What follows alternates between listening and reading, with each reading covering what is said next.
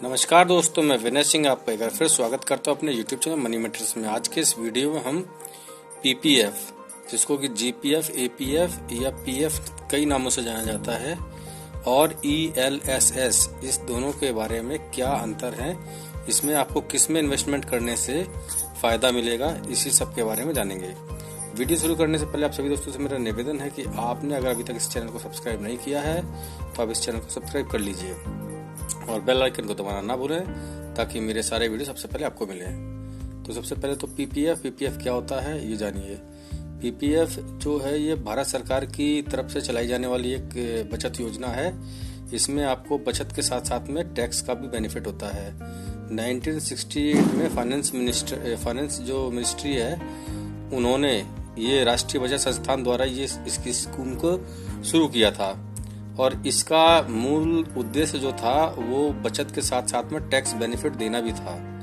तो यही छोटी छोटी जो आपकी रकम है उसको इकट्ठा करके एक बड़ी रकम बनाना इस स्कीम का मुख्य उद्देश्य था। चलिए अब नेक्स्ट स्कीम जानते हैं, ईएलएसएस के बारे में। इसको बोलते हैं इक्विटी लिंक्ड सेविंग स्कीम्स। तो ये जो सेविंग स्कीम्स है ये एक्चुअली एक म्यूचुअल फंड है जिसमें आपको बिल्कुल सेम पीपीएफ की तरह ही आप में इसमें सेविंग कर सकते हैं, और इसका जो रिटर्न होता है वो हाई रिटर्न मिलता है पीपीएफ के अपेक्षा, परंतु ये थोड़ा रिस्की होता है। तो ये ईएलएसएस जो आपको अगर प्लान वही लोग बाई करें जो नए यंगर्स हैं। अब जानते हैं इन दोनों में अंतर क्या है तो और कौन इनमें विनर है। तो इसके लिए हमको इस वीडियो को आपको अंत तक देखना होगा। तो हम सबसे पहले तो कुछ फैक्ट्स हैं जो पीपीएफ के बारे में आप लोगों को नहीं पता होंगे तो वो बता देता हूँ। पीपीएफ जो होता है वो एक स्कीम है 7.9% का। इसमें अभी इस टाइम पे रेट ऑफ इंटरेस्ट मिल रहा है जो कि 1 अक्टूबर से प्रभावी हुआ है, और इसके साथ साथ में इसमें एक लॉगिन पीरियड है 15 साल का। 15 साल तक आपको करना है। इसमें मिनिमम अमाउंट है वो आप 500 रुपये डिपॉजिट कर सकते हैं, और मैक्सिमम अमाउंट इसमें 1.5 लाख रुपए तक का इन्वेस्टमेंट आप कर सकते हैं। इसमें नंबर ऑफ जो इंस्टॉलमेंट है वो 1 साल में 1 महीने का कि आप हर महीने जमा कर सकते हैं 12, या वन टाइम आप एक साथ में भी जो भी रकम है 1.5 लाख तक जमा कर सकते हैं। आपको इसको डिवाइड कर सकते हैं 12 महीने में। तो ये कि इसमें एक तरीके से जो इंक्लूजन है वो भी आपको समझना होगा। अब नंबर ऑफ अकाउंट की अगर बात करते हैं तो आप सिर्फ एक ही अकाउंट अपना रख सकते हैं, चाहे वो आपका पोस्ट ऑफिस में हो या किसी बैंक में हो। लॉक इन पीरियड की बात है तो लॉक इन पीरियड आपको 15 साल का है, पर पार्शियली जो विड्रॉ आप इसमें 6वें साल से कर सकते हैं 5 साल के बाद। अभी इसमें पीपीएफ का जो है एक्सटेंशन ऑफ पीपीएफ, तो 15 साल के बाद अगर आपकी मैच्योरिटी हो जाती है तो उसके बाद आप इसको एक्सटेंशन ले सकते हैं 5 साल का। इसके ऊपर मैंने डिटेल्स में एक वीडियो पहले ही बना रखी है, वो आप वीडियो मेरी देख सकते हैं। और टैक्स सेविंग की जहाँ तक बात है तो 80C के अंतर्गत इसमें 1.5 लाख रुपए तक का इन्वेस्टमेंट आपका टैक्स फ्री होता है, और इसका जो आपको रिटर्न मिलता है वो ट्रिपली एग्जम्पशन होता है। तो इसका फुली एग्जम्प्ट टैक्स फ्री इसका रिटर्न है। तो ये थोड़ी एक अच्छी बात है। अगर हम ईएलएसएस की जो की फीचर्स के बारे में जाने तो इसमें जो आपका जो भी पैसा होता है वो स्टॉक मार्केट के में इन्वेस्टमेंट होता है इसका, और ये एक तरीके से इन्वेस्टमेंट जो भी म्यूचुअल, क्योंकि एक्चुअली म्यूचुअल फंड है और म्यूचुअल फंड कोई भी होता है वो इन्वेस्टमेंट शेयर मार्केट में करने का एक इनडायरेक्ट वे है। इसके ऊपर भी मैंने एक वीडियो पहले बना रखी है, अगर आपको देखना है तो आप मेरी पिछली वीडियो देख सकते हैं। अभी नेक्स्ट अगर हम बात करें टैक्स सेविंग की, तो टैक्स सेविंग इंस्ट्रूमेंट ये भी है। इसमें भी आपका टैक्स सेव होता है 80C के तहत। 80C के तहत इसमें भी 1.5 लाख रुपए तक की सेविंग जो आपकी है टैक्स फ्री होती है। अब अगर नेक्स्ट बात करते हैं कि ये कितने साल आपको रखना है, तो इसका लॉक इन पीरियड वो 3 साल का होता है। तो और इसमें आपके इसके साथ साथ में आपको डिविडेंड और ग्रोथ 2 तरीके के ऑप्शंस मिलते हैं। डिविडेंड का मतलब होता है आपको स्कीम में जो कंपनी को प्रॉफिट होता है वो एक डिविडेंड के रूप में बांटा जाता है, वो आपको पे आउट होता है। और ग्रोथ का जो होता है यही डिविडेंड आपका री इन्वेस्टमेंट हो जाता है, जिसमें कि आपको ज़्यादा बेनिफिट होता है। वैसे ज़्यादातर जो होता है वो 90% लोग आपको ग्रोथ ही रिकमेंड करते हैं, डिविडेंड को ऑप्शन नहीं लेना चाहिए, जिससे क्योंकि आपका अगर डिविडेंड आप लेंगे तो आपको पैसा लास्ट में कम मिलता है, ग्रोथ में आपका पैसा ज़्यादा पे आउट होता है लास्ट में। अब अगर नेक्स्ट हम बात करते हैं तो लोअर मिनिमम इन्वेस्टमेंट का इसमें विकल्प है और साथ साथ में आप SIP के थ्रू इसमें छोटा छोटा इन्वेस्टमेंट कर सकते हैं और इसमें हाई रिटर्न मिलने की संभावना होती है। परंतु एक ये आपको जानना चाहिए कि ELSS क्योंकि मार्केट लिंक्ड है तो इसलिए इक्विटी लिंक्ड का मतलब होता है मार्केट लिंक्ड, इक्विटी का मतलब ही शेयर मार्केट होता है। अगर उसमें आपका पैसा जा रहा है तो इसमें पैसा आपका रिटर्न कम भी हो सकता है। वैसे इसमें ऐसा देखा नहीं गया है, अच्छा रिटर्न मिलता है। अब अगर हम बात करते हैं PPF और ELSS के रिस्क फैक्टर के बारे में तो PPF is a very safe backed by government of India. ये गवर्नमेंट ऑफ इंडिया की तरफ से चलाई जाने वाली स्कीम है और इसका फुल सपोर्ट भारत सरकार के द्वारा इसमें दिया जाता है। वहीं जो ELSS है वो डाइवर्सिफाई इक्विटी फंड्स में आपका इसमें पैसा कई शेयर में आपका इन्वेस्ट होता है और इसको इन्वेस्ट करने वाला एक फंड मैनेजर होता है और उसी के थ्रू आपका पैसा मैनेज होता है।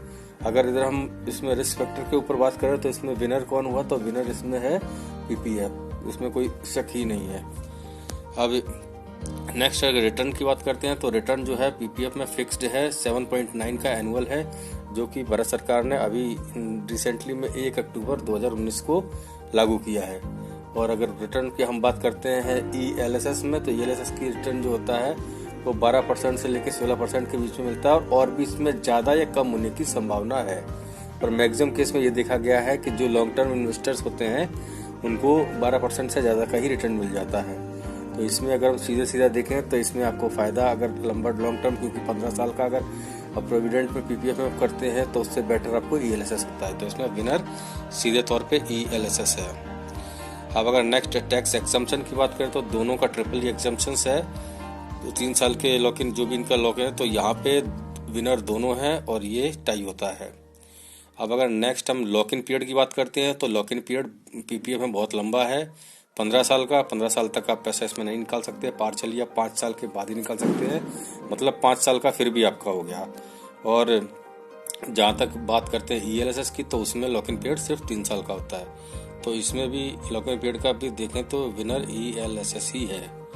नेक्स्ट अगर हम बात करते हैं मैक्सिमम ड्यूरेशन की तो PPF में 15 साल का है, फिर 5 साल का में एक्स्ट्रा ले सकते हैं, जबकि ELSS में आप 3 साल के बाद अपना पैसा विड्रॉ भी कर सकते हैं और मैक्सिमम आप कहीं पर भी कितना भी टाइम तक आप इसमें इन्वेस्टेड कर सकते हैं। तो इसमें जो ड्यूरेशन की अगर बात करें तो उस ड्यूरेशन के ऊपर भी आपको कहीं ना कहीं सहूलियत ELSS में ज़्यादा मिलती है, इसलिए हम इसमें भी विनर ELSS को ही देंगे।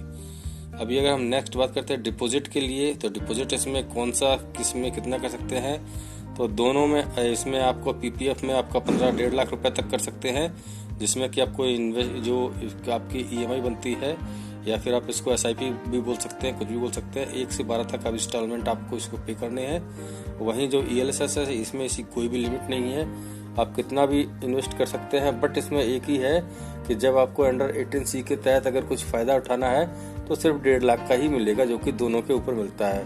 तो इसमें भी अगर डिपॉजिट की भी सहूलियत देखें तो ELSS ज़्यादा बेटर दिखाई देता है PPF के अगेंस्ट में, तो इसलिए इसमें भी अगर हम बात करते हैं विनर की तो ELSS ही माना जाएगा। नेक्स्ट है गारंटेड रिटर्न की बात करें तो गारंटेड रिटर्न क्योंकि PPF जो बेटर है उन लोगों के लिए जो रिटायर्ड होने वाले हैं या रिटायर्ड हो चुके हैं, जो ओल्ड एज हैं, तो उनको एक गारंटेड रिटर्न चाहिए, जो कि अभी भारत सरकार ने इसमें 7.9 का रिटर्न दिया है। तो गारंटेड रिटर्न की बात करते हैं तो PPF में आपको गारंटेड रिटर्न मिलता है। वहीं अगर ELSS की बात करते हैं तो ये उन लोगों के लिए सूटेड करता है जो यंग हैं और जिनके पास अभी बहुत ज़्यादा टाइम है इन्वेस्टमेंट करने के लिए, उन लोगों के लिए। इसमें गारंटेड रिटर्न की कोई बात नहीं है, हो सकता है आपको रिटर्न 1% भी मिले, हो सकता है आपको रिटर्न 20, 30, 50% भी मिल जाए। तो इसमें शुद्ध रूप से अगर देखें गारंटेड रिटर्न की बात करते हैं तो इसमें विनर होता है PPF। तो ये आपको मोटा मोटी ELSS और PPF के बारे में जो भी था वो मैंने डाउट आपको किस वीडियो में क्लियर करने की पूरी कोशिश की है। उम्मीद करता हूँ कि आपको वीडियो पसंद आया होगा और ELSS और PPF में आपको क्या चुनना है वो भी क्लियर हो गया होगा और यही पता चल गया होगा कौन सा इंस्ट्रूमेंट्स बेस्ट है।